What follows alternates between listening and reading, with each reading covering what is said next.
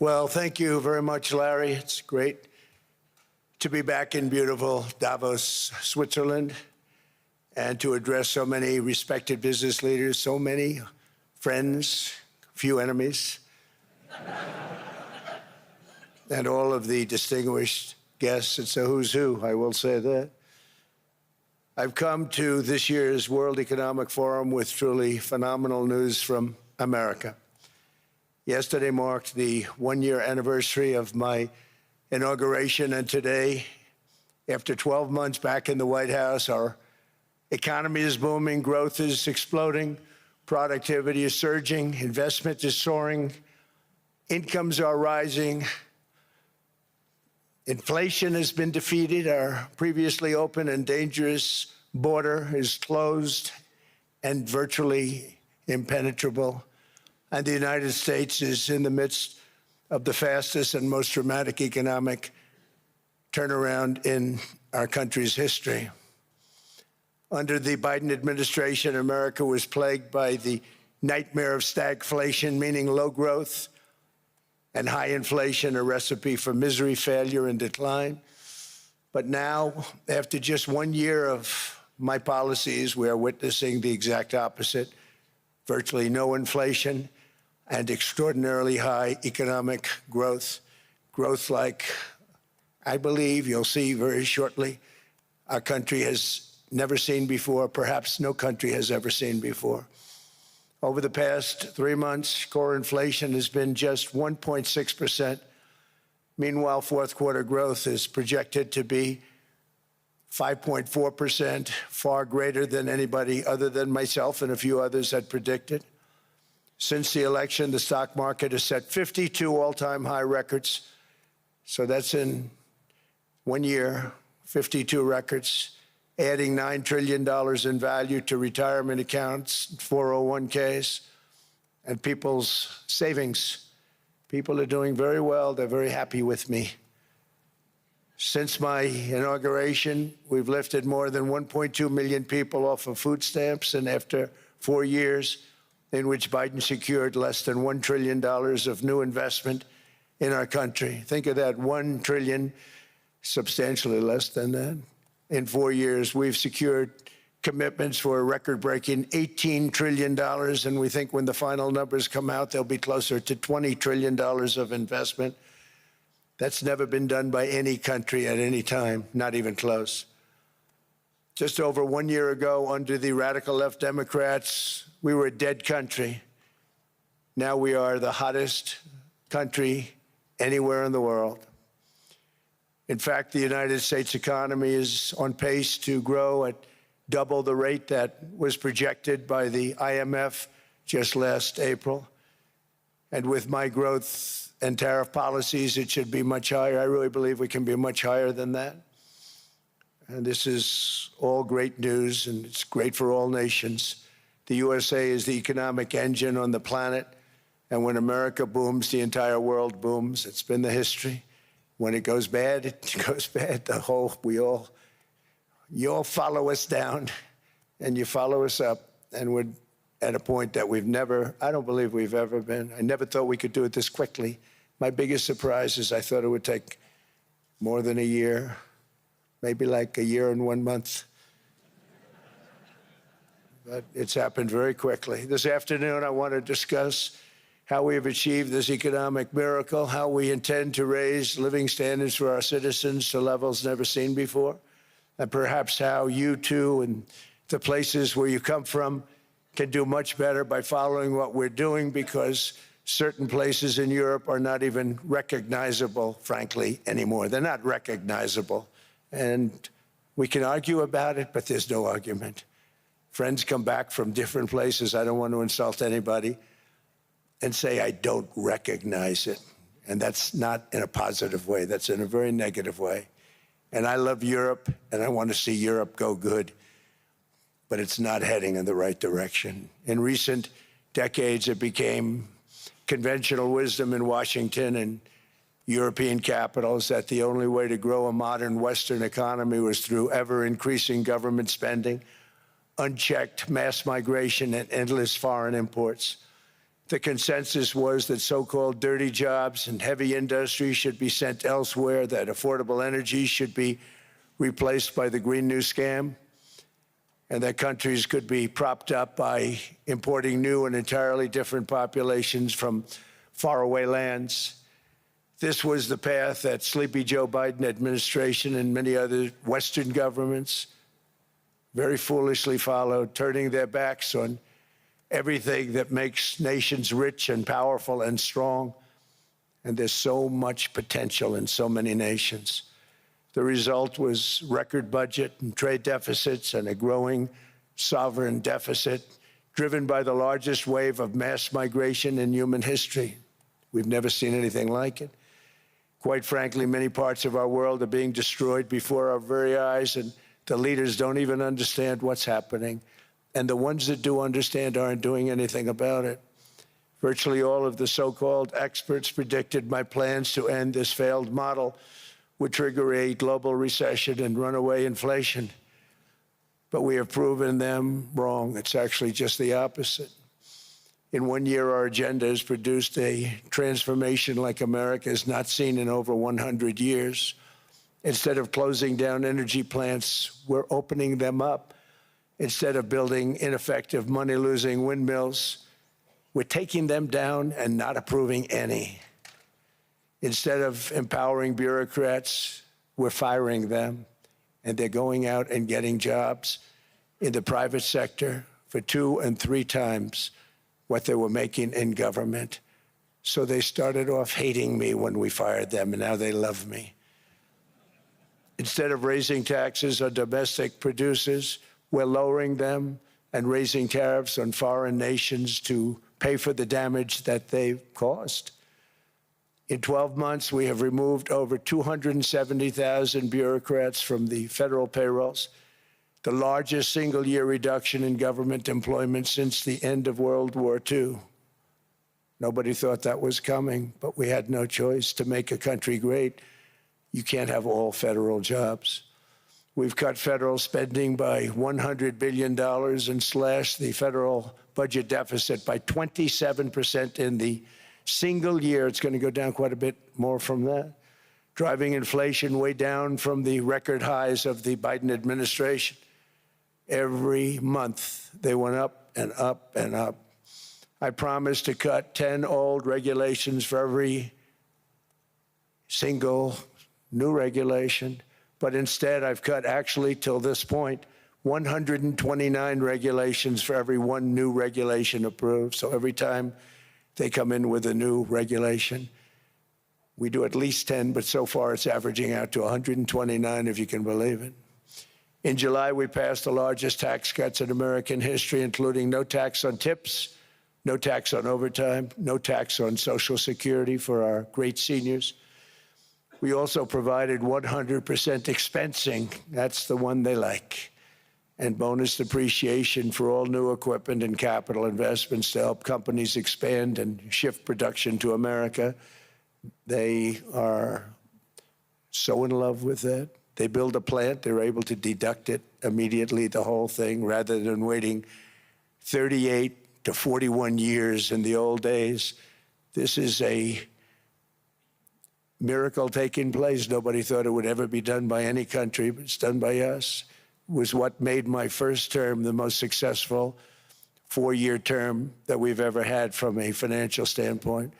And now we've upped it. This is a 10-year program, not a 1-year program. But you're allowed to deduct everything in 1 year. It used to be 38 to 41 years. With tariffs, we've radically reduced our ballooning trade deficit, which was the largest in world history. We were losing more than $1 trillion every single year, and it was just wasted. It was going to waste. But in 1 year, I slashed our monthly trade deficit by a staggering 77%, and all of this with no inflation, something everyone said could not be done. There were a couple of brilliant people that actually thought I was doing the right thing. I thought I was doing the right thing. Now they all think I'm doing the right thing because they can't believe the numbers. American exports are now up by more than $150 billion. Domestic steel production is up by 300,000 tons a month, and it's doubling over the next 4 months. It's doubling and tripling, and we have steel plants being built all over the country. Nobody thought they'd see that. Factory construction is up by 41%, and that number is really going to skyrocket right now because that's during a process that they're putting in to get their approvals, and we've given very, very quick, fast approvals. In the process, we've made historic trade deals with partners covering 40% of all U.S. trade. Some of the greatest companies and countries in the world. We have countries as our partner, too.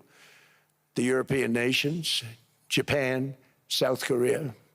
They're our partners. They've gone into massive deals with us, especially on oil and gas. And these agreements raise growth and cause stock markets to boom, not only in the U.S., but virtually every country that came to make a deal, because, as you've learned, when the United States goes up, you follow. It's really become a staple.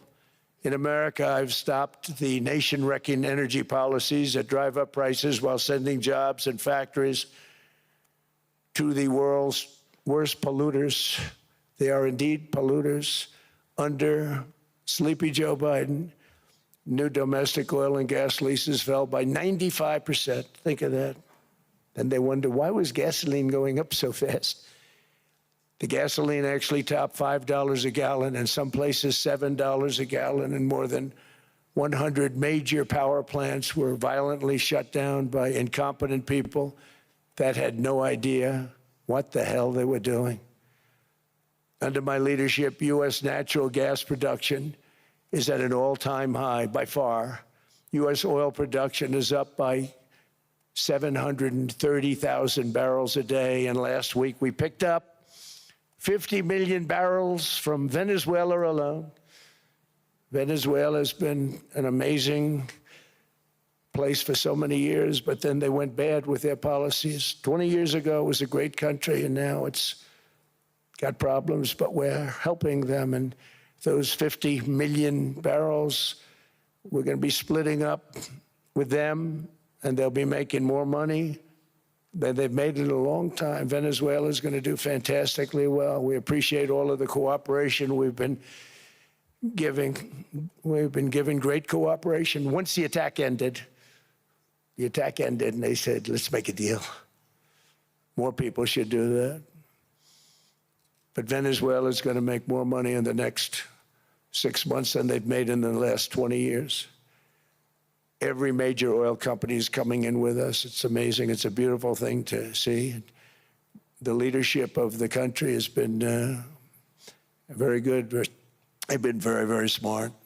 The price of gasoline is now below $2.50 a gallon in many states, $2.30 a gallon in most states. Then we'll soon be averaging less than $2 a gallon. In many places, it's already down even lower, $1.95 a gallon. Numerous states are at $1.99, numbers that nobody has heard for years. Actually, since my last administration, we got it down to around those numbers. I've signed an order directing and approval of many new nuclear reactors. We're going heavy into nuclear. I was not a big fan because I didn't like the risk, the danger. But they have the progress they've made with nuclear is unbelievable, and the safety progress they've made is incredible. We're very much into the world of nuclear energy, and we can have it now at good prices and very, very safe. And we're leading the world in AI by a lot.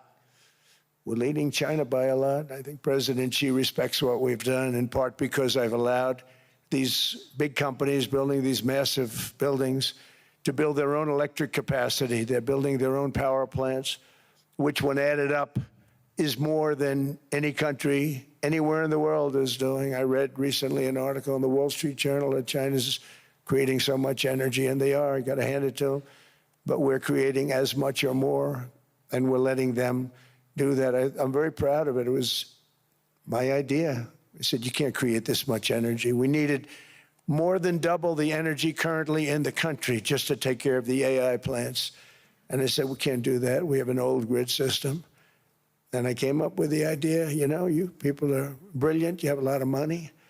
Let's see what you can do. You can build your own electric generating plants. And they looked at me, they didn't believe me. All of the names that are, I think, in the room right now, if you want to know the truth, they didn't believe it.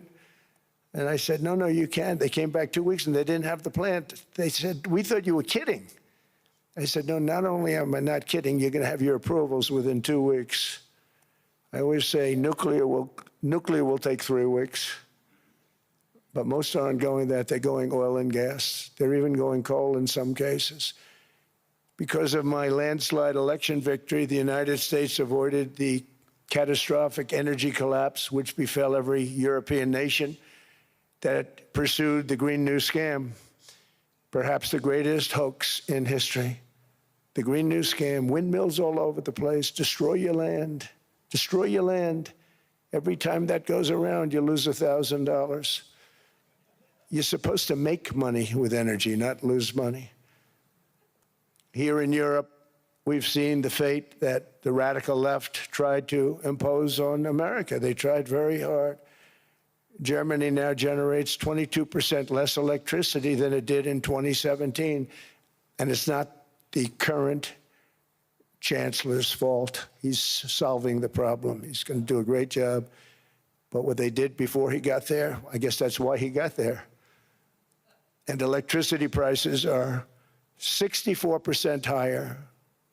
The United Kingdom produces just 1/3 of the total energy from all sources that it did in 1999. Think of that, 1/3. And they're sitting on top of the North Sea, one of the greatest reserves anywhere in the world, but they don't use it. And that's one reason why their energy has reached catastrophically low levels with equally high prices. High prices, very low levels. Think of that, 1/3. And you're sitting on top of the North Sea, and they like to say, well, you know, that's depleted. It's not depleted. It's got 500 years. They haven't even found the oil. The North Sea is incredible. They don't let anybody drill. Environmentally, they don't let them drill. They make it impossible for the oil companies to go. They take 92% of the revenues. So the oil companies say, we can't do it. They came to see me. Is there anything you can do? I want Europe to do great. I want UK to do great. Sitting on one of the greatest energy sources in the world, and they don't use it.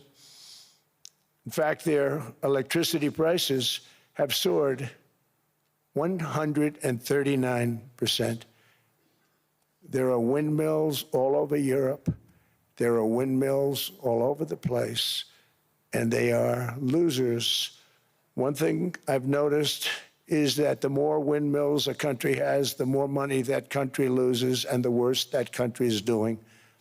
China makes almost all of the windmills, and yet I haven't been able to find any wind farms in China. Did you ever think of that? It's a good way of looking at it. They're smart. China's very smart. They make them, they sell them for a fortune.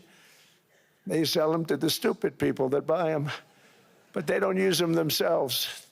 They put up a couple of big wind farms, but they don't use them. They just put them up to show people what they could look like. They don't spin. They don't do anything. They use a thing called coal, mostly. But China goes with the coal. They go with oil and gas. They're starting to look at nuclear a little bit, and they're doing just fine. They make a fortune selling the windmills, though, and I think really that's one that they wouldn't be surprised if it stopped. They are shocked that it continues to go. They're very friendly with me. They're shocked that people continue to buy those damn things. They killed the birds. They ruin your landscapes. Other than that, I think they're fabulous, by the way. Stupid people buy them. The consequences of such destructive policies have been stark, including lower economic growth, lower standards of living, lower birth rates, more socially disruptive migration, more vulnerability to hostile foreign adversaries, and much, much smaller militaries. The United States cares greatly about the people of Europe. We really do. I mean, look, I am derived from Europe. Scotland and Germany, 100% Scotland, my mother, 100% German, my father. And we believe deeply in the bonds we share with Europe. as a civilization. I want to see it do great.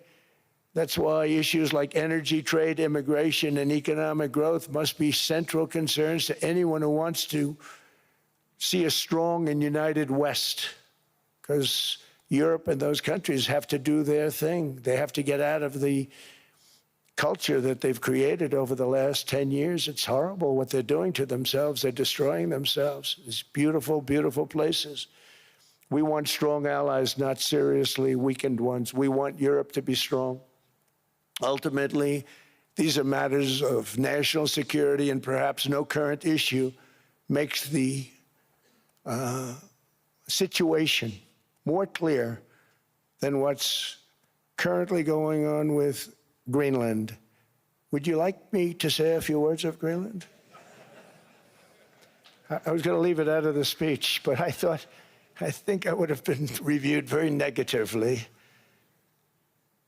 I have tremendous respect for both the people of Greenland and the people of Denmark, tremendous respect.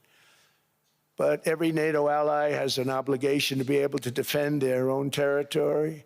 And the fact is, no nation or group of nations is in any position to be able to secure Greenland other than the United States. We're a great power, much greater than people even understand. I think they found that out 2 weeks ago in Venezuela. We saw this in World War II, when Denmark fell to Germany after just 6 hours of fighting and was totally unable to defend either itself or Greenland. So the United States was then compelled, we did it, we felt an obligation to do it, to send our own forces to hold the Greenland territory, and hold it we did at great cost and expense. They didn't have a chance of getting on it, and they tried. Denmark knows that. We literally set up bases on Greenland for Denmark.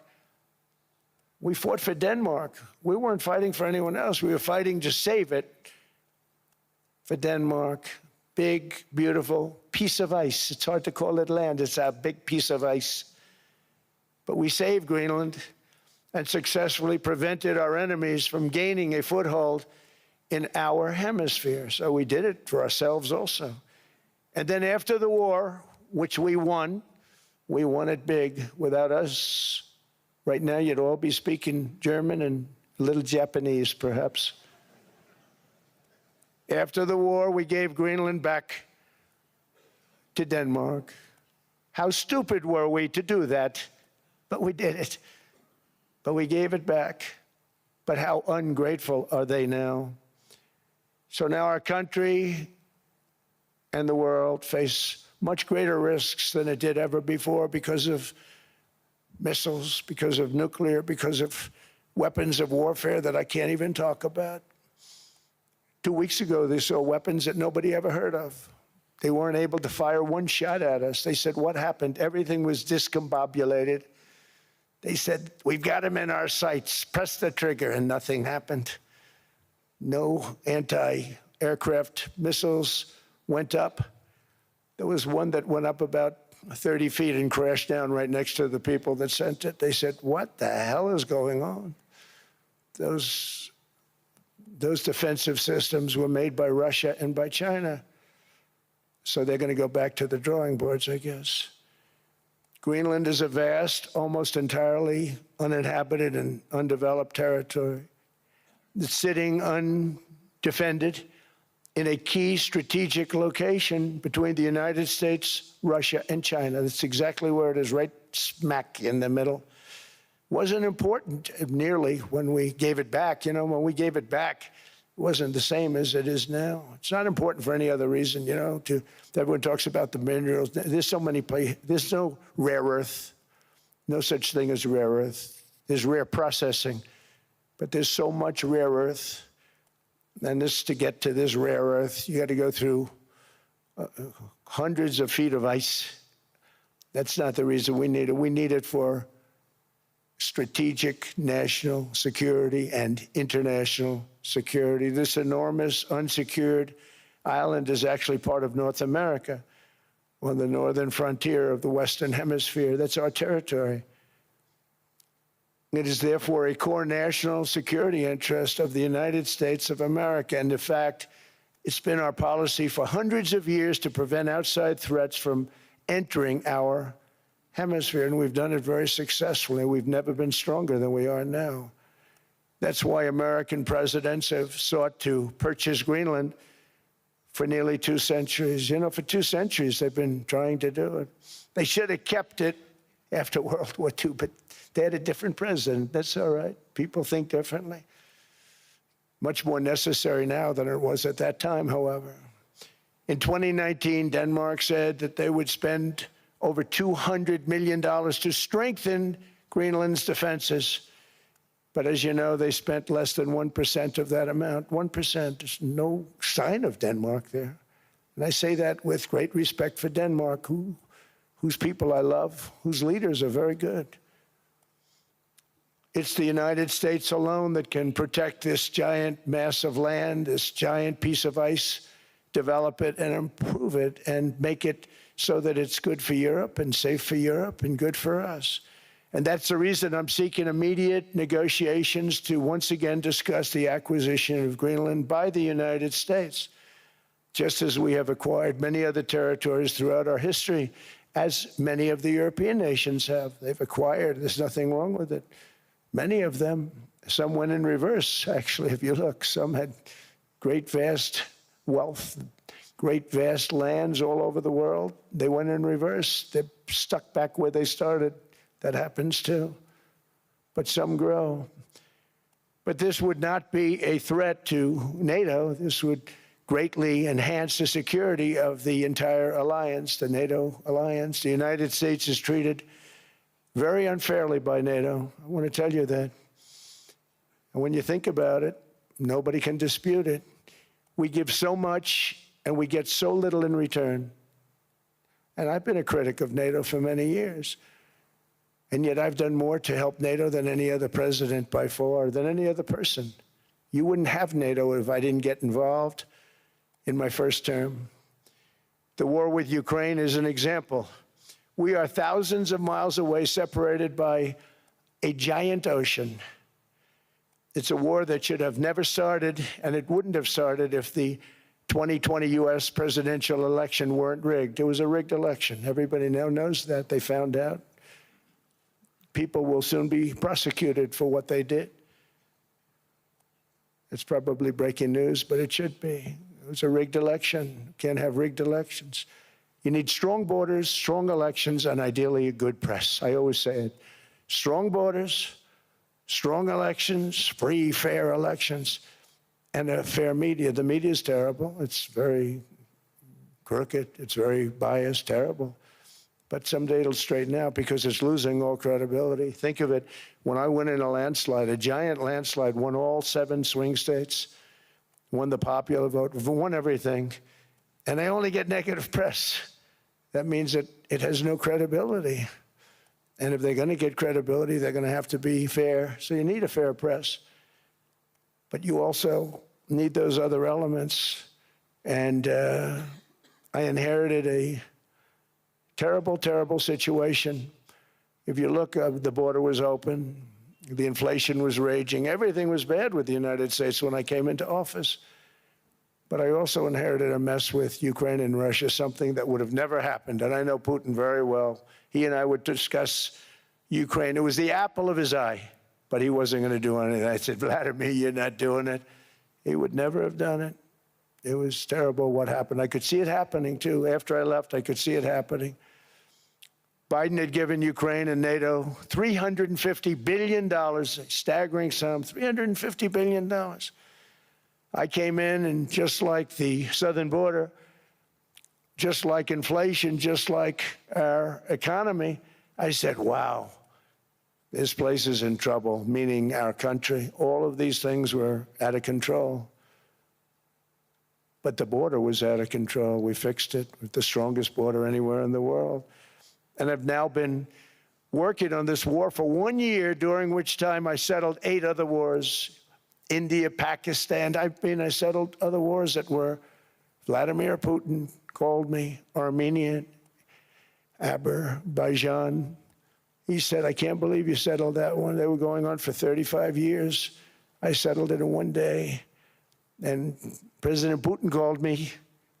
He said, you know, I can't believe I've worked on that war for 10 years trying to settle it. I couldn't do it. I said, do me a favor, focus on settling your war. Don't worry about that one. What does the United States get out of all of this work, all of this money, other than death, destruction, and massive amounts of cash going to people who don't appreciate what we do? They don't appreciate what we do. I'm talking about NATO, I'm talking about Europe. They have to work on Ukraine. We don't. The United States is very far away. We have a big, beautiful ocean separating us. We have nothing to do with it. Until I came along, NATO was only supposed to pay 2% of GDP. But they weren't paying, most of the countries weren't paying anything. The United States was paying for virtually 100% of NATO. And I got that stopped. I said, that's not fair. But then, more importantly, I got NATO to pay 5%, and now they were paying, and now they are paying. So something nobody said was possible. They said, we will never go up higher than 2%. But they went to 5%, and now they're paying the 5. They didn't pay the 2, and now they're paying the 5.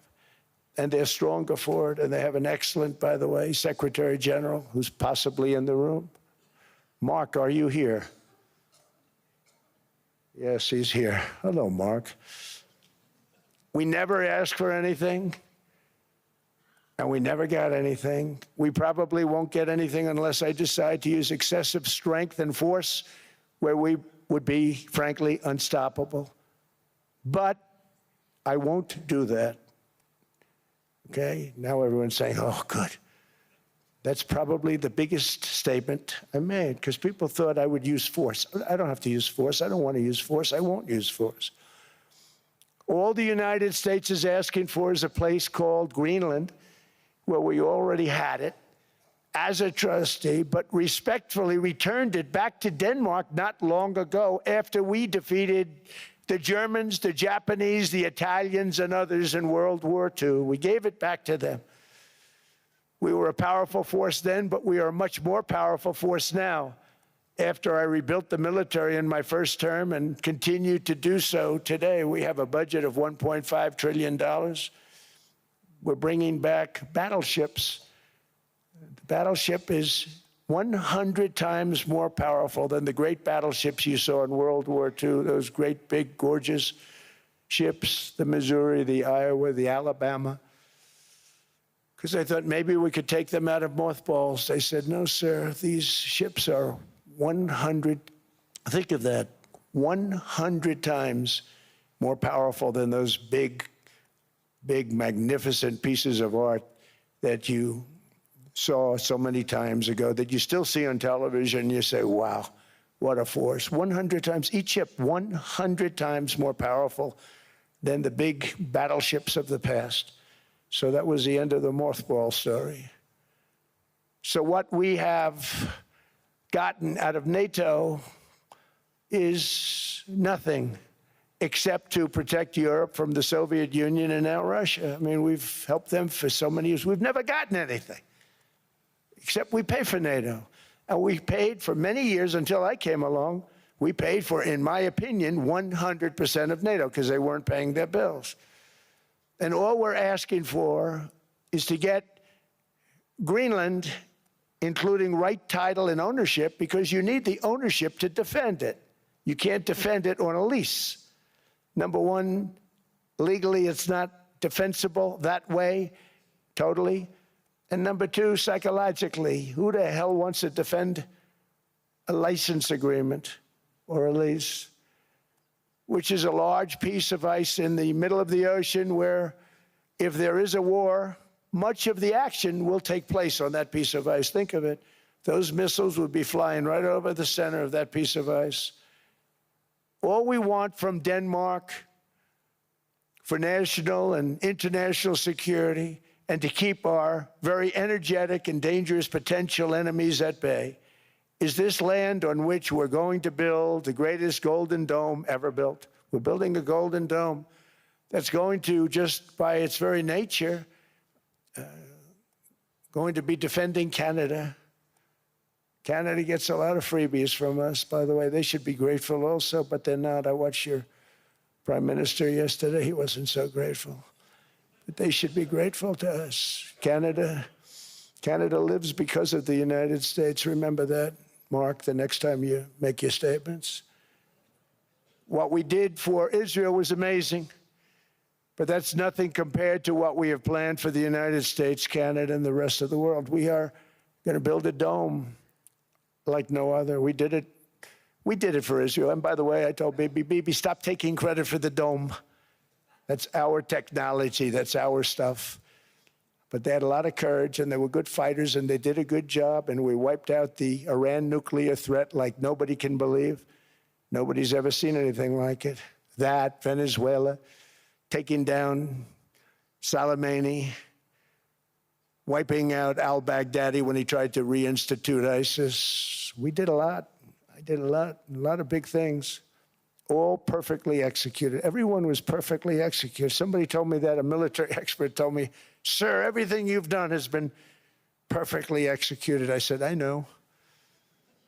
So other presidents have spent, whether foolishly or not, trillions and trillions of dollars on NATO and gotten absolutely nothing in return. We've never asked for anything. It's always a one-way street. Now they want us to help them with Ukraine. And we say, we're going to. I'm really helping, not even them.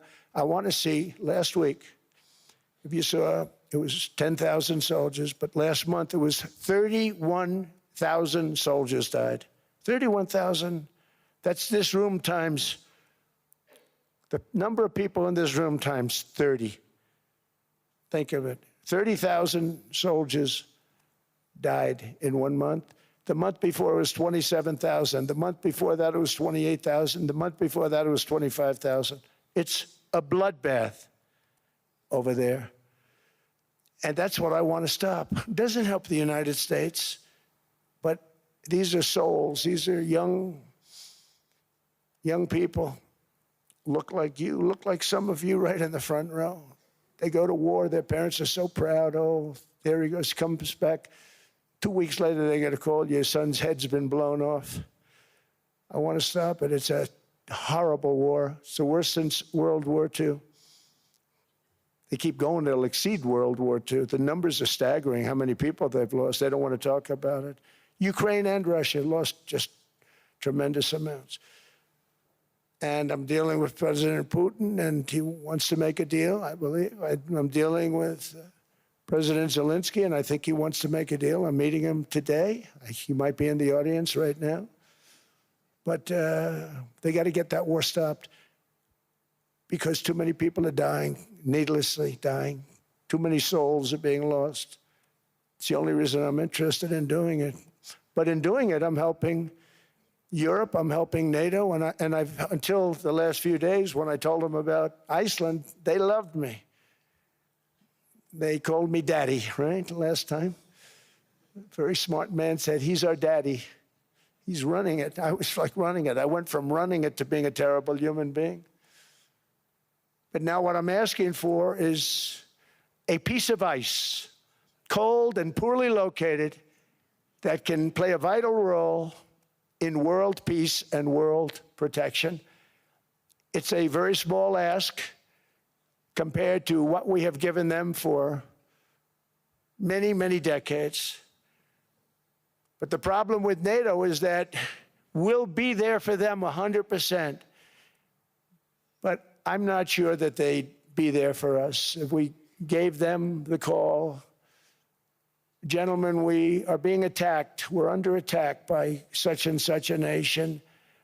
I know them all very well. I'm not sure that they'd be there. I know we'd be there for them. I don't know that they'd be there for us. So with all of the money we expend, with all of the blood, sweat, and tears, I don't know that they'd be there for us. They're not there for us on Iceland, that I can tell you. I mean, our stock market took the first dip yesterday because of Iceland. So Iceland's already cost us a lot of money. But that dip is peanuts compared to what it's gone up. And we have an unbelievable future in that stock. That stock market is going to be doubled.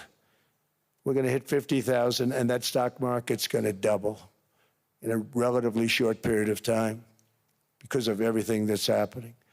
But this is a good example. After giving NATO and European nations trillions and trillions of dollars in defense, they buy our weapons. We make the greatest weapons in the world, but now we're going to make them faster, much faster. You saw that.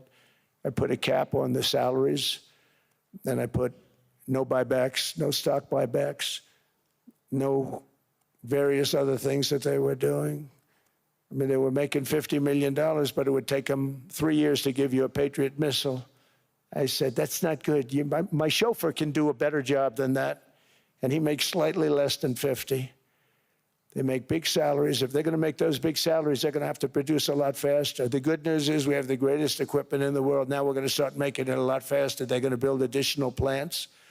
And all of the money that goes into stock buybacks is going to go into building plants. We're not allowing stock buybacks by defense companies any longer. They're going to build new plants to make Tomahawks, Patriots. We have the best equipment, F-35s, F-47, the new one just coming out. They say it's the most devastating plane, fighter jet ever. Who knows?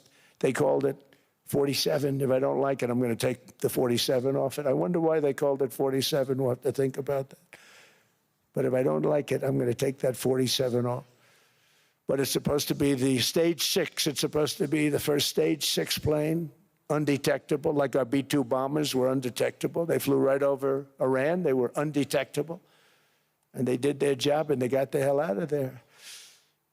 So we want a piece of ice for world protection, and they won't give it. We've never asked for anything else, and we could have kept that piece of land, and we didn't. So they have a choice. You can say yes, and we will be very appreciative, or you can say no, and we will remember. A strong and secure America means a strong NATO, and that's one reason why I'm working every day to ensure our military is very powerful, our borders are very strong, and above all, our economy is strong because national security requires economic security and economic prosperity, and we have the greatest that we've ever had. Biden and his allies destroyed our economy and gave us perhaps the worst inflation in American history. They say 48 years, I say forever, but I think 48 years is the equivalent to forever. Whether it's 48 years or ever, it's terrible, costing the typical family $33,000. What they did to this country should never, ever be forgotten. It's early, but he has to be rated as the worst president we've ever had by far. The auto pen did much of the damage. The auto pen, he was the auto pen president, because I don't believe a sane president would have ever signed the kind of things that he signed. But now grocery prices, energy prices, airfares, mortgage rates, rent, and car payments are all coming down, and they're coming down fast. We inherited a mess, but we've done a hell of a job in 12 months. Under my most favored nation policy for drug prices, the cost of prescription drugs is coming down by up to 90%, depending on the way you calculate. You could also say 5, 6, 7, 800%. There are two ways of figuring that. But we have a favored nations policy that every president wanted, no president was able to get. I got it, and other nations approved it. And I had to use tariffs in order to get it because they said, no way. In other words, a pill that costs 10% in London costs $130. Think it costs $10 in London, costs $130 in New York or in Los Angeles. And I'd say, boy, that's bad. Friends of mine would say, you know, we go to London, you can buy the stuff for nothing. We go all over the world, we can buy it for nothing. Because basically America was subsidizing every nation in the world because presidents allowed them to get away with it. It became very tough. So when I called up Emmanuel Macron, I watched him yesterday with those beautiful sunglasses. What the hell happened? But I watched him sort of be tough. But he was at $10 for a pill. And I said, Emmanuel, and I have all the big pharmaceutical companies are in total agreement. It wasn't easy, by the way. They're tough, smart. They've been getting away with the scam for a long time. But they gave it up. But they said, you'll never get the countries to approve it. I said, why is that? Because they won't. They always said, we're not paying any more. Get the rest for the United States. So over the years, they stayed the same. We just went up, up, up. And I mean, we would pay 13, 14, 15 times more than some certain countries would. So I said, no, they'll approve it 100%. Sir, you'll never get them to approve it. I said, I guarantee you. But I actually started with Emmanuel, who probably is in the room too. And I like him. I actually like him. Hard to believe, isn't it?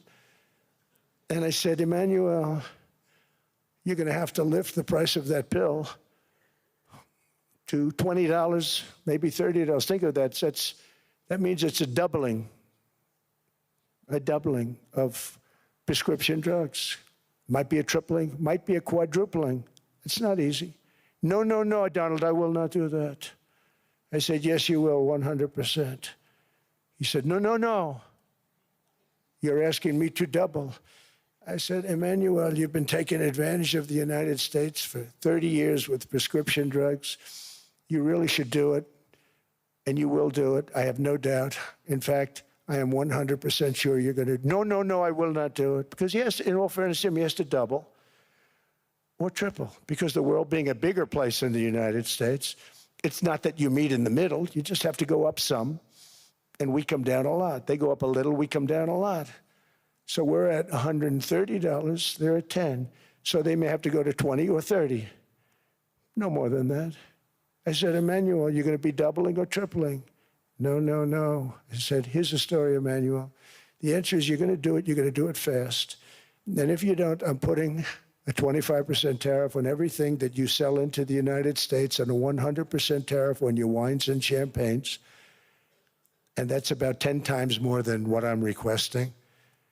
And you're going to do it. I don't want to go public with it, but you may make me do that. No, no, Donald, I will do it. I will do it. It took me, on average, 3 minutes a country, saying the same thing. You will do it. They all said, no, no, no, I will not do it. You're asking me to double the cost of prescription. I said, that's right, because you've been screwing us for 30 years. And they said, we will not do it. I said, that's all right. On Monday morning, we're putting a 25, 30, 50. I gave different numbers for different countries. This is also national security we're talking about. Not fair. We're not going to subsidize the whole world. And every one of those countries have agreed to do it.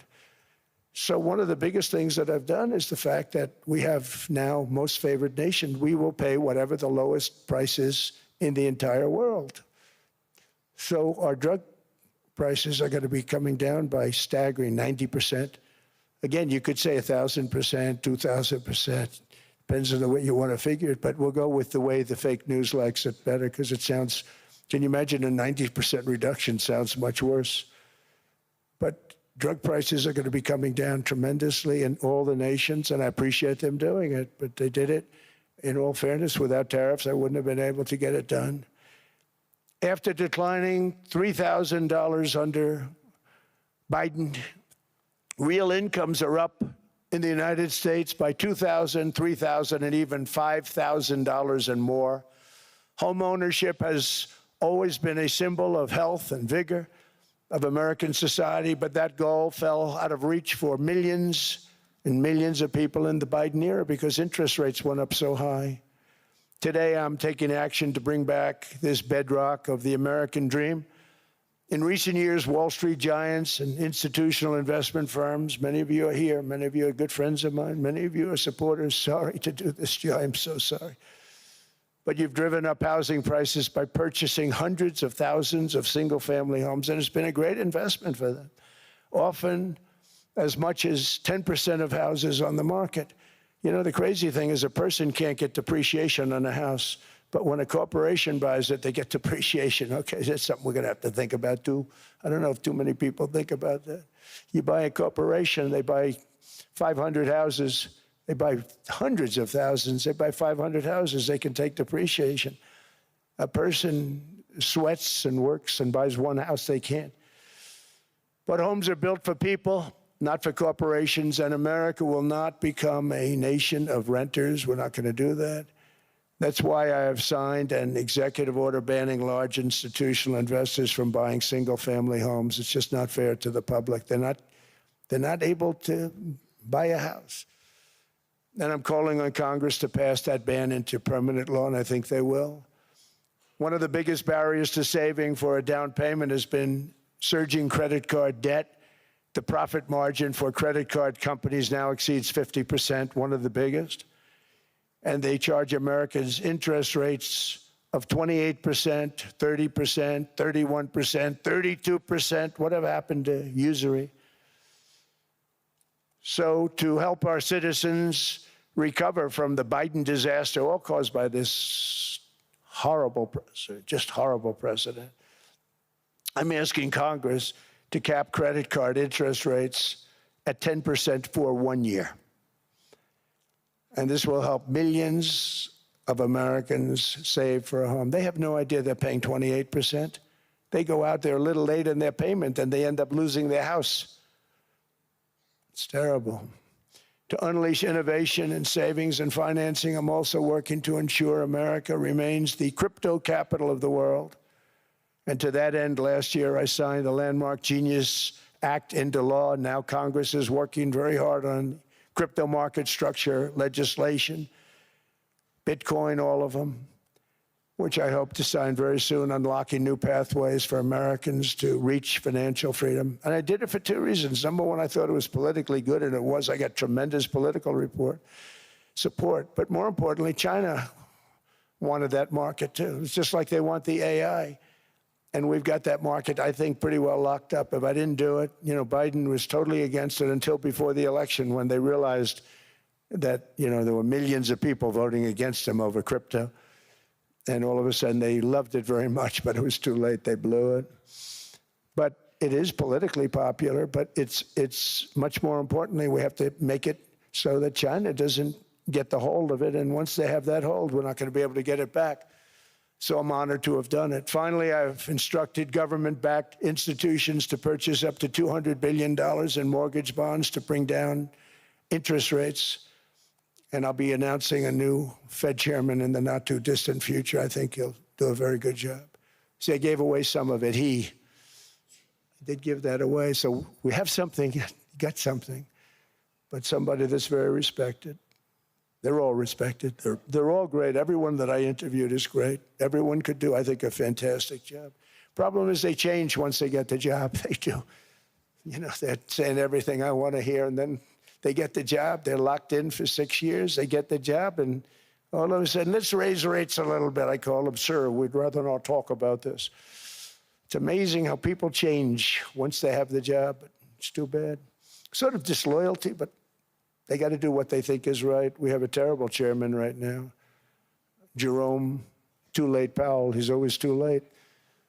And he's very late with interest rates, except before the election, he was just fine for the other side. So we're going to have somebody that's great, and we hope he does the right job. Last week, the average 30-year mortgage rate dropped below 6% for the first time in many years. Another major factor in driving up housing costs was the mass invasion of our borders. And I have to say one thing about housing, because nobody ever says this. I am very protective of people that already own a house, of which we have millions and millions and millions. And because we have had such a good run, the house values have gone up tremendously. And these people have become wealthy. They weren't wealthy. They become wealthy because of their house. And every time you make it more and more and more affordable for somebody to buy a house cheaply, you're actually hurting the value of those houses, obviously, because the one thing works in tandem with the other. And I don't want to do anything that's going to hurt the value of people that own a house, who for the first time in their lives are walking around the streets of whatever city they're in, very proud that their house is worth $500,000, $600,000, $700,000. Now, if I want to really crush the housing market, I could do that so fast and people could buy houses, but you would destroy a lot of people that already have houses. In some cases, they've mortgaged their house, and the mortgage would be very low, and all of a sudden the mortgage without any changes becomes very high, and they end up losing the house. I'm not going to hurt, and I speak with Scott, who's doing a fantastic job, and Howard, who's doing a fantastic job, and all of my people.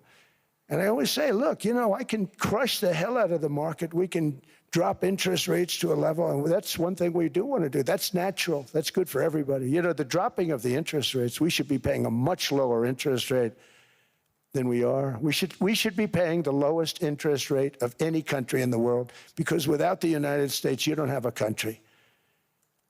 I mean, I had a case with Switzerland. We happened to be in Switzerland. Maybe I'll give you a quick story. But they were paying nothing. They make beautiful watches, great watches, Rolex, all of them. They were paying nothing to the United States when they sent their product in. And we had a $41 billion deficit. $41 billion with this beautiful place. Flew over it, isn't it nice?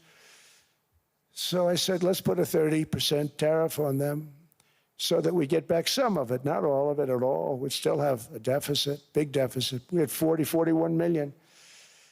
That's a big deficit. And I said, let's put a tariff on.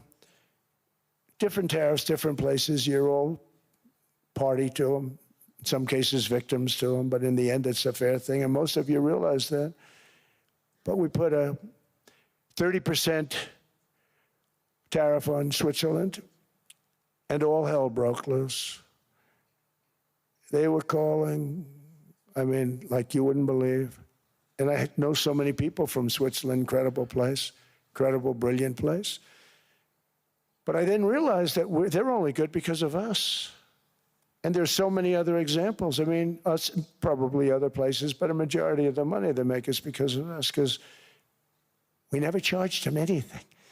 So they come in, they sell their watches, no tariffs, no nothing. They walk away, they make $41 billion on just us. So I said, no, we can't do that. So I'm going to bring it up. I still would have a deficit pretty substantial, but I brought it up to 30%. And I guess Prime Minister, I don't think President, I think Prime Minister called a woman, and she was very repetitive. She said, no, no, no, you cannot do that, 30%. You cannot do that. We are a small, small country. I said, yeah, but you have a big, big deficit. You may be small, but you have a bigger deficit than big countries. He said, no, no, no, please, you cannot do it. Kept saying the same thing over and over. We are a small country. I said, but you're a big country in terms of, and she just rubbed me the wrong way.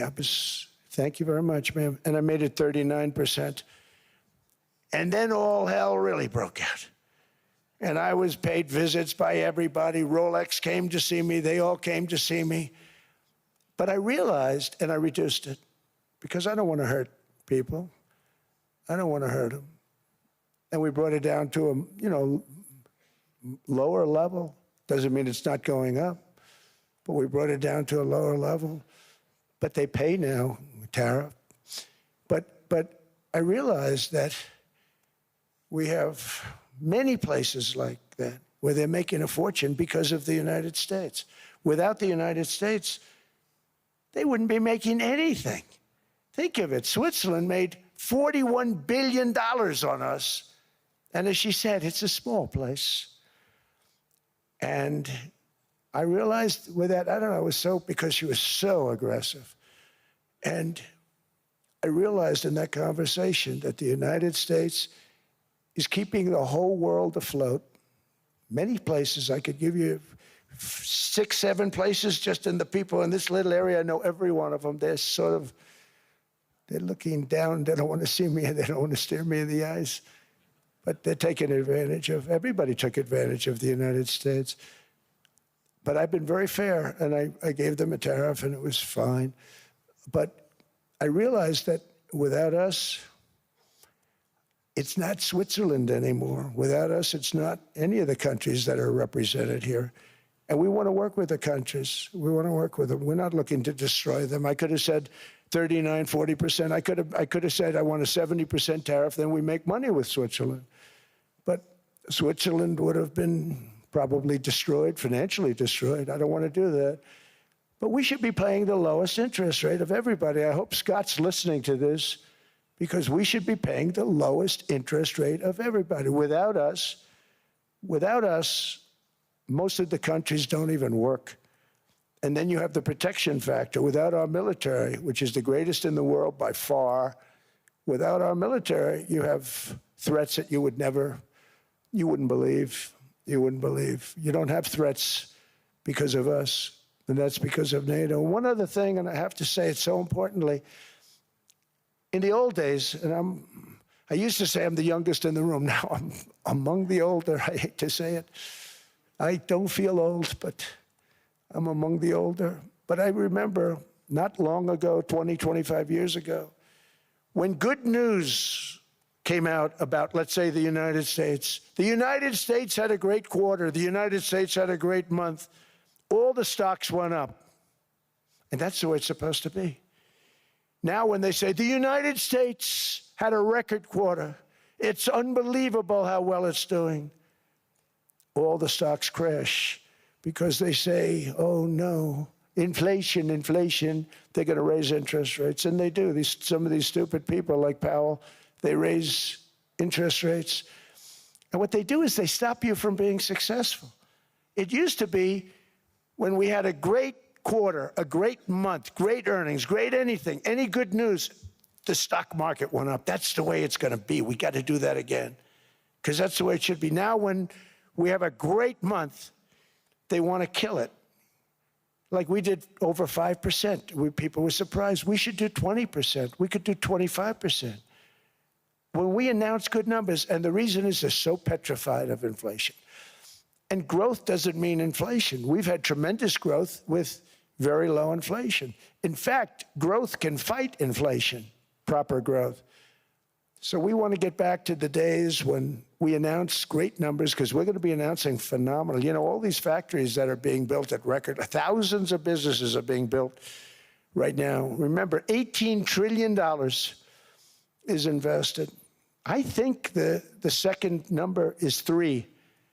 And that was China many years ago. Investments in the country from outside. 18 trillion, nobody's ever seen. And that's money coming in and building things, factories. Thousands of businesses are being built, thousands. Hundreds of big factories, car plants are moving back to the United States. They're coming in from Canada, they're coming in from Mexico, from Japan. Japan's coming in and building plants here in order to avoid tariffs. They're coming in from China. They're coming in from all over the world. We have more plants being built now, car plants, than we've ever had built, even in the heyday from the 1940s and 50s. And they're bigger. They don't use renovations anymore where they take an old plant, they rip it down, they build a brand new plant, super modern plant. But it's happening at levels that nobody's ever seen. In 2024, the U.S. built less than 2 million new homes, but Biden admitted more than 8 million new migrants. And those days are over. In 2025, for the first time in 50 years, the United States had reverse migration. Boy, that was nice. And these were criminals that were being taken out of our country because they allowed people to come into our country from jails, from gangs, drug dealers, murderers. 11,888 murderers. We've gotten most of them out. And then ICE gets beat up by stupid people from leadership in Minnesota. We actually are helping Minnesota so much, but they don't appreciate it. Most places do. You know, Washington, D.C. is the safest place now in the United States. It was a very dangerous place to walk, and now you can walk with your wife, your kids, right through the middle of the city. Right now, Washington, D.C. is as safe as it gets. It was one of the most unsafe, I had to admit. We sent in the military, the National Guard. Within 2 months, it was great. Within 3 months, it's like a really great place and a safe place and a beautiful place. It's even been cleaned up. The graffiti's gone. The fences are gone. We don't have to worry about fences anymore. All of the places, the grasses are cut and replaced with new grass in many cases. It's all going to happen in the spring. But Washington and D.C. is beautiful again, and it's safe. New restaurants are opening up. They were all closing.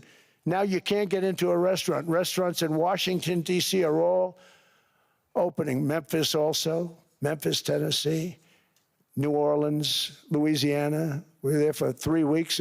We've cut the crime down by 64%. Within another month, we'll have virtually no crime there. We can do that all over. We're going to help the people in California. We want to have no crime. I know Gavin was here. I used to get along so great with Gavin when I was president. Gavin's a good guy. And we're going to, if he needed it, I would do it in a heartbeat. I'd love to see. We did help them a lot in Los Angeles, a lot with the early in my term when they had some problems. But we would love to do it. I will say this, if I were a Democrat governor or whatever, I would call up Trump. I'd say, come on in, make us look good, because we're cutting crime down to nothing. And we're taking people out, career criminals who are only going to do bad things, and we're bringing them back to their countries. But where we've done it, it's been amazing. And we have a capacity to do it at much greater levels. We're cutting illegal aliens off welfare and other government benefits, and I have directed that starting immediately, there will be no more payments to sanctuary cities, because they are really just sanctuaries for criminals. They're really protecting criminals, and those are the ones we have to get out of the country. Murderers, drug dealers, the mentally insane. They emptied their mental institutions into the United States. And despite that, we have the lowest crime numbers that we've ever had in the history of the country. Just came out. But equally importantly, we're cracking down on more than $19 billion in fraud that was stolen by Somalian bandits. Can you believe that Somalia? They turned out to be higher IQ than we thought. I always say these are low IQ people. How did they go into Minnesota and steal all that money? And we have, they're pirates. They're good pirates, right? But we shoot them out of the water just like we shoot the drug boats out. They're not pirating too many boats lately, do you notice? When they go out into those boats, they want to take over a $1.5 billion tanker loaded up with oil, and they say, we're going to blow up your boat. They have powerful weapons. You hit the side of the boat, you blow the whole thing up. The insurance companies are petrified, so they say, just give them the boat. We'll give them money instead. And I don't do that. We blow them right the hell out of the water. We see them going out, we blow them out of the water. We don't have any pirates so much anymore. If we do, they won't be there long. We've cut down with the hitting of the boats that are loaded up with drugs, including submarines. Can you believe they actually buy small, they call mini subs, very fast. They're meant for drugs. We've knocked out 2 of them. The Democrats say they were fishing. You have ruined somebody's fishing weekend. I would say a submarine is not a fishing boat. You don't fish. But we've knocked down drugs by water, the oceans, the sea, by 97.2%. Think of that. And I actually say, who the hell are the 3%? Because I would not want to be piloting one of those boats. We knocked them down, and now we're going to start on land. We're going to knock it all out. The land is the easy part. What we did on sea is incredible, and that's our great military. The situation in Minnesota reminds us that the West cannot mass import foreign cultures which have failed to ever build a successful society of their own. I mean, we're taking people from Somalia, and Somalia is a failed, it's not a nation. Got no government, got no police, got no military, got no nothing. And then we have this fake congressperson who they just reported is worth $30 million. You believe this? Ilhan Omar, talking about the Constitution provides me. She comes from a country that's not a country. And she's telling us how to run America. Not going to get away with it much longer, let me tell you. The explosion of prosperity and conclusion and progress that built the West did not come from our tax codes. It ultimately came from our very special culture. This is the precious inheritance that America and Europe have in common. We share it. We share it, but we have to keep it strong. We have to become stronger, more successful, and more prosperous than ever. We have to defend that culture and rediscover the spirit that lifted the West from the depths of the Dark Ages to the pinnacle of human achievement. We live in an incredible, changing period. It's an unbelievable time, but we have to take advantage of the time that we're in. In our hands are technologies that our ancestors could scarcely have.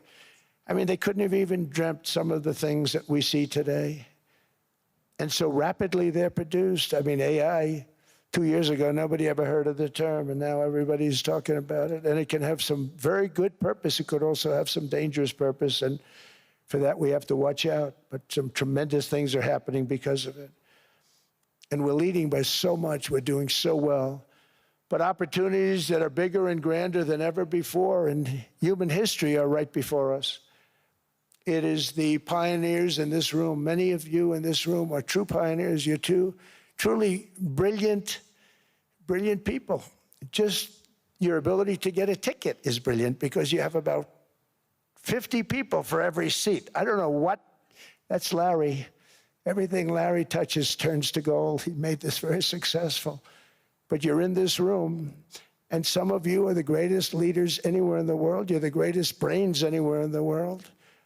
And the future is unlimited, and to a large part because of you, and we have to protect you, and we have to cherish you. I always say we have to cherish our brilliant people because there aren't many of them.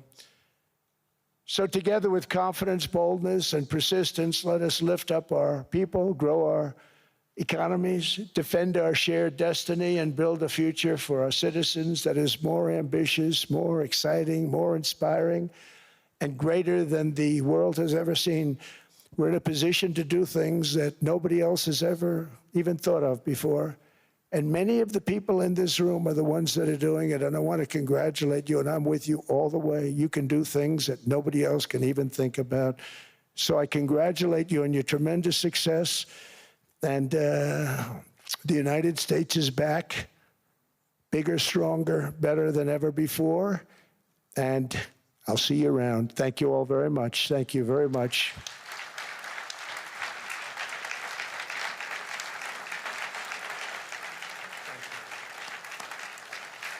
Thank you.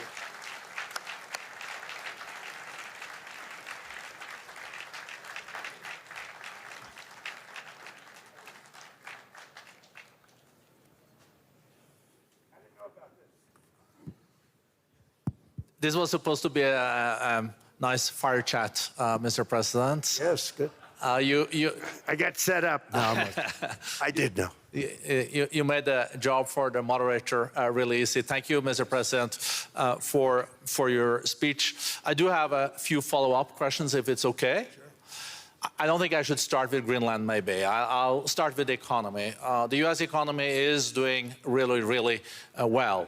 But how to sustain this growth moving forward? Because there's always a recession looming around the corner. Well, you know, the one thing about economies and recessions is sometimes you get hit unexpectedly and there's nothing you can do about it. All brilliant people, but there's nothing. One example was COVID. We had an economy going at levels like nobody had ever seen my first 2.5, 3 years.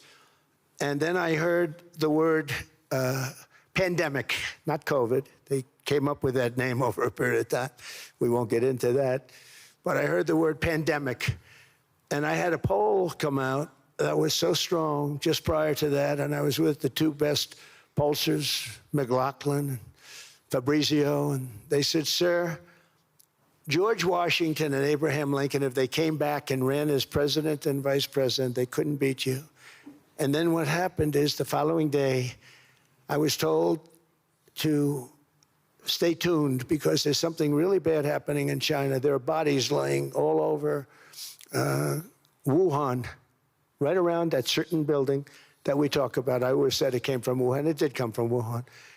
And there were body bags. We saw it by satellite. And they said, there are strange things happening in China. And so it began. And we ended up with the COVID, and the whole world suffered. We did a phenomenal job. I don't think we got the credit we deserved.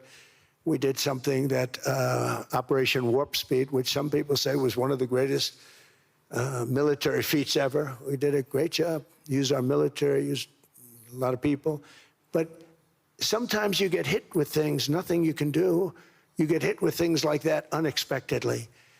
And we got through it. And when I left, The stock market was higher than it was previous to the COVID coming up.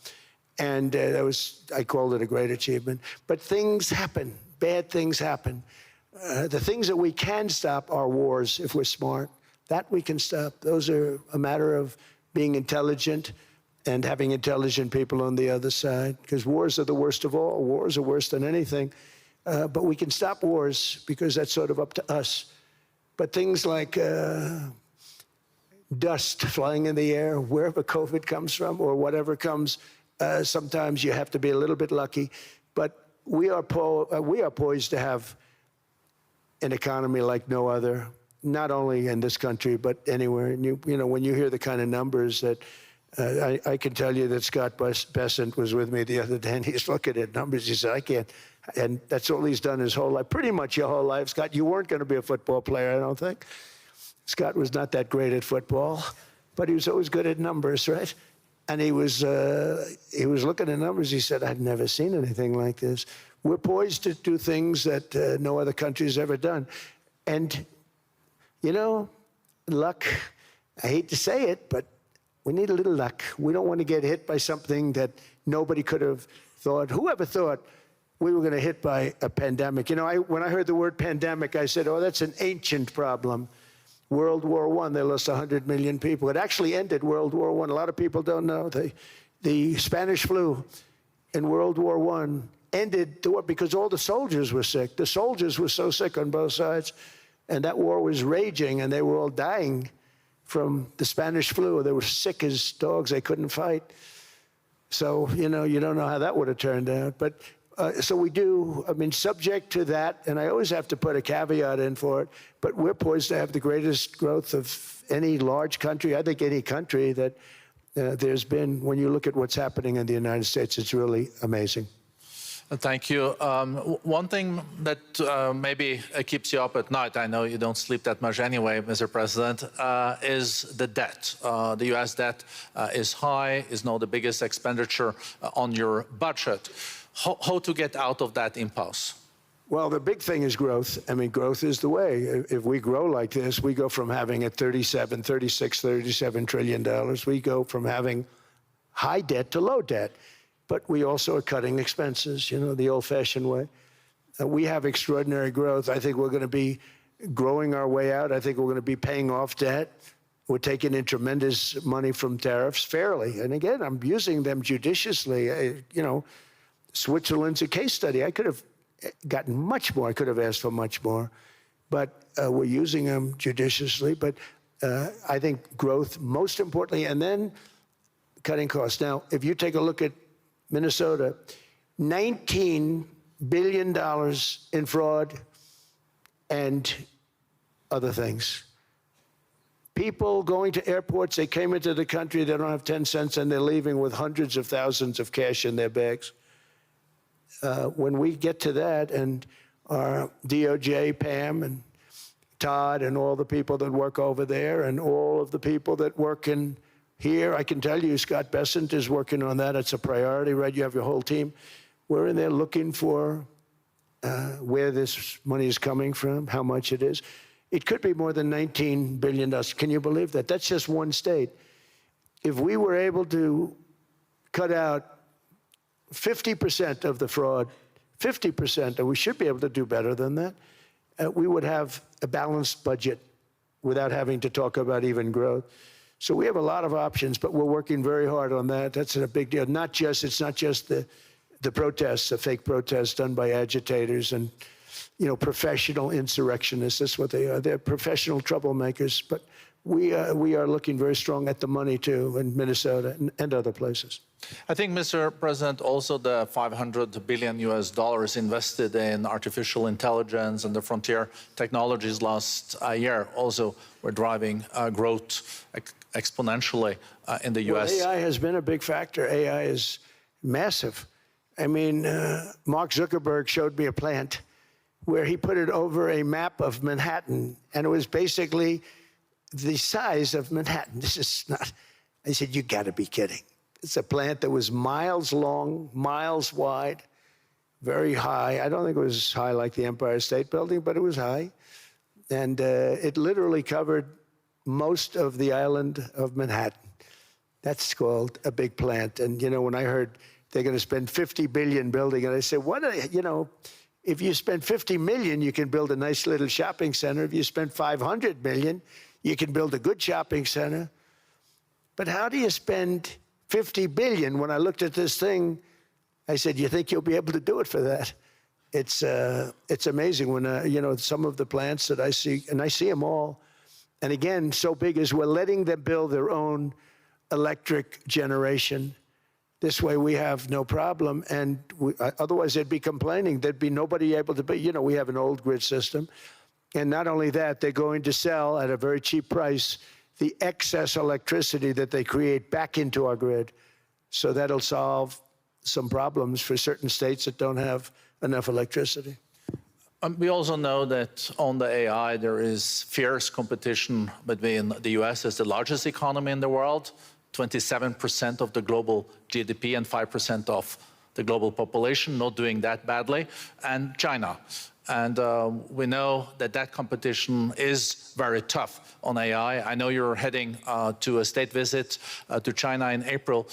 How do you see the US-China relationship moving forward? Are you able to combine this tough competition with also collaboration? So I've always had a very good relationship with President Xi and with President Putin. Talk about, you know, the larger powers. But I've always had a very good relationship with President Xi of China. He's an incredible man. What he's done is amazing. He's highly respected by everybody. And I do now. I mean, now I have good. It was very severely interrupted by COVID. I used to call it the China virus, but he said, do you think you could use a different name? And I decided to do that because why should we have a problem over that? But I would do that, and they were. You're a true diplomat, huh? I became a diplomat for the first time. Well, you know who taught me that? Marco Rubio. Marco Rubio. He said, let me teach you about diplomacy. Hey, any guy that gets approved by 100% of the votes, think of it, he got liberal Democrats and radical right Republicans to approve him. He's the only one. The next one was like lost 45 votes, right? But he got all 100 votes voting for him. And at first I wasn't happy about it. I said, wait a minute, I don't like that. And now it turns out that the Democrats probably wish they didn't do that. And Marco has been fantastic. Marco, stand up, please. You have done a great job as Secretary of State. He's going to go down as the best Secretary of State. And Scott, and we have Susie, who's the first female Chief of Staff, and she's the best Chief of Staff, too. And I see Howard Lutnick, who I know spoke. And Howard's fantastic. Some of the deals we're doing are great. And I want to pay particular attention because we have Chris. And Chris, you got up and spoke, I think. He's the #1 oil man in the world because I was going to put Doug Burgum, who's fantastic. I don't know if Doug's here. Is Doug here? Doug Burgum is fantastic. He said, sir, there's one man better than me. And he introduced me to Chris. And he turns out to be. So we're drilling more oil and gas now than we ever have by almost double. Is that right, Chris? And on top of it, we get a lot coming out of Venezuela. So anyway, so we're doing great. The country is just doing great. We have great people. Thank you. And I see other people. We have Steve Witkoff. We have Jared. I got so many people. I'm in trouble because when I go back, they're going to be people with long faces. Sir, you didn't introduce me. I got so many people. And we have a lot of the greatest people anywhere in the world. I know them all. So I won't continue because we'd be here all day. Thank you, Mr. President. We also know that you're a deal maker, and then maybe coming back to Greenland and Ukraine. What kind of deal in the end do you see between the U.S. And Denmark? Because, you know, I guess you see it now as a negotiation going on, or? Well, it's costing Denmark hundreds of millions a year to run it. And Denmark's a small country and wonderful people. But, you know, it's very expensive. It's a very big piece of ice. And it's very important. I mean, I don't want to repeat the speech, but it's very important that we use that for national and international security. That can create a power that will make it impossible for the bad guys to do anything against the perceived good ones. And it's a great block for Europe, just like, you know, Denmark was supposed to spend hundreds of millions of dollars. They didn't spend the money. They didn't spend anything, almost. And we'll see what happens. I just say this. NATO has treated the United States of America very unfairly. We never asked for anything. We never got anything. We actually took care of the needs of NATO for years and years, which I felt was always unfair. So I got NATO to pay because they're rich countries. But I think it's time that NATO step up. We're helping them with Ukraine. Without us, I think Putin would have gone all the way. I think we have it. I think that could have been a World War III, if you want to know the truth. If Kamala was elected, or Joe, any one of those, you know, those thinkers, I think you could have ended up in World War III. And I will say Steve Witkoff has been dealing incredibly with, but we're not going to have World War III. We want to get it stopped, but we're not going to have World War III. I think if I wasn't elected, it's bad because so many young people are being killed. How close do you think there is on an agreement on Ukraine? I had the pleasure of speaking with Steve Witkoff and Jared Kushner yesterday. I know they're working hard on it. I know that they're also traveling now. Do you see this very close or still? Well, I hate to say it. I thought that was going to be, so I settled 8 wars plus. And I thought that was going to be one of my easier ones. Not the easiest. Some I settled in a matter of hours because I'm good at that stuff. You know, the United Nations should be doing this. I shouldn't be doing it, but it doesn't matter. It's got to get done, saving a lot of lives. We're saving millions of lives. With Ukraine, Russia, there's tremendous hatred between President Zelensky and President Putin. That's not good. That's not good for settlements. We know from dealing. There's abnormal hatred. With that being said, I think Russia wants to make a deal. I think Ukraine wants to make a deal. And we're going to try getting a deal done. We're getting, I think, Steve, I think I can say that we're reasonably close. But what happens is oftentimes we'll have a deal with Russia. Russia's set, and President Zelensky will not do it. You saw that when he was in the Oval Office. I was not happy. And then we'll have President Zelensky wants to make a deal, and Putin doesn't want to make the deal. It's a very difficult balance, and it's big time, and it is, you know, to use a word, it's a bloodbath. It's horrible what's happening. It's a drone war. The drones are killing, you know, thousands of people a week, thousands. We have to get it stopped. So I believe they're at a point now, I'm going to meet with President Zelensky later today. I believe they're at a point now where they can come together and get a deal done. And if they don't, they're stupid. That goes for both of them. And I know they're not stupid. But if they don't get this done, they are stupid.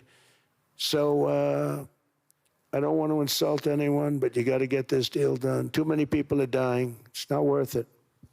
President Sisi is sitting on the first row here. He spoke earlier today and also complimented you on the Gaza deal. I think there will be a signing tomorrow. Of course, there are different views on this, but how important do you think this signing is on the Board of Peace? And do you think this is going to sustain? Do you think we now will see Gaza reconstructed and the billions of US dollars invested? I do. I mean, I think we have peace in the Middle East. There are some little situations like Hamas, and Hamas has agreed to give up their weapons. Now, you know, they were born with a weapon in their hand, so it's not easy to do. When they were born with a rifle in their hand. It's not an easy thing for them, but that's what they agreed to. They've got to do it. And we're going to know, Jared, over the next 2 or 3 days, certainly over the next 3 weeks, whether or not they're going to do it. If they don't do it, they'll be blown away very quickly. They'll be blown away. You know, we have 59 countries that are part of that whole peace deal. And some of those countries aren't even they're near the Middle East, but they're not in the Middle East traditionally. And they want to come in and take out Hamas. They want to come in. They want to do whatever they can. There's a problem with Hezbollah in Lebanon, and we'll see what happens there, but that's a problem. But there are these little flames, but there's peace in the Middle East. Now, had we not gone in and knocked out with those big, beautiful, we just ordered 25 brand new ones, the latest and the greatest, the B-2 bomber. Think of them, they went in there at 2 o'clock in the morning with no moon, no light, no nothing, and every single one of those massive bombs hit its target, 100,000-pound bombs hit its target, every one of them. And then on top of it, from a submarine 300 miles away, we hit the sites with Tomahawks, which is an unbelievable weapon. So, we did our job. If we didn't do that, you would have never had peace in the Middle East. And the countries like Saudi Arabia, UAE, and Qatar could never have, and others could never have signed anything because you would have had this dark cloud, and the dark cloud was Iran with nuclear. Iran would, if we didn't take them out, they would have had a nuclear weapon within 2 months. They were very close to having the nuclear weapon, and we hit them hard. And it was a total obliteration. If they may try again, but they're going to have to try from a different area because that area was obliterated. Incredible thing we did. And because we did that, we were able to make peace. If we didn't do that, I would say, Jared and Steve, if we didn't do that, there was no chance of making peace because the countries I just named and other countries could have never signed off. They were afraid. They were afraid. We had a bully. The bully was Iran, the bully of the Middle East. They used to call it for years. They were the bully of the Middle East. They're not the bully of the Middle East anymore. Mr. President, I know you even had to change a plane last night, so I guess you didn't have much sleep, but I think you're... but your energy is still there. I know you have several bilateral meetings. I know you're also hosting a reception. So thank you so much for coming back to Davos.